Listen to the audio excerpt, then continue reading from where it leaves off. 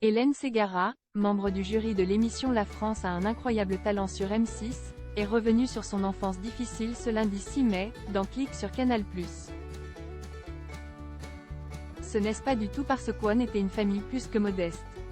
J'avais des grands-parents extraordinaires, mais mes parents ont divorcé très tôt, quand elle avait 8 ans, NDLR.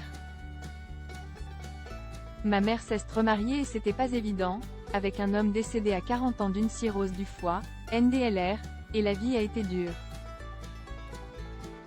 Il vaut mieux vivre avec des parents séparés plutôt qu'avec des parents qui se déchirent, mais disons que c'était plutôt le remariage qui a été compliqué.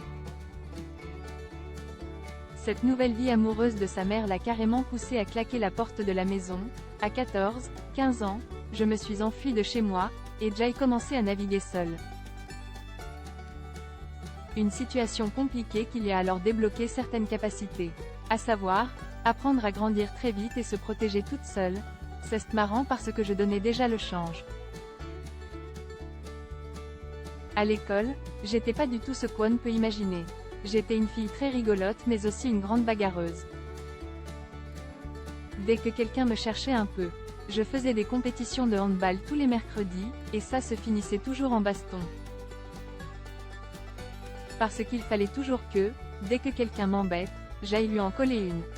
C'est fou parce que quand je vois aujourd'hui la douceur qui m'anime et la tendresse que j'ai pour les gens. À l'époque, dans mon école, il n'y en a pas un que j'ai pas emplâtré. Hélène Ségara confrontée à des problèmes de santé. De rares confidences de la part de la chanteuse, qui en ce moment s'exprime davantage sur ses problèmes de santé, et plus précisément sur cette maladie oculaire non identifiée qui la ronge depuis maintenant plus de 10 ans. C'est au mois d'avril 2013 que les premiers symptômes sont apparus.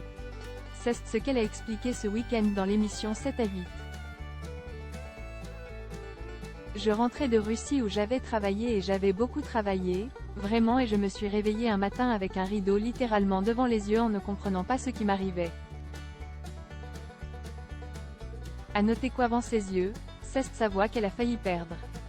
Elle a finalement été soignée et espère avoir la même réussite pour ce nouveau souci qui la touche.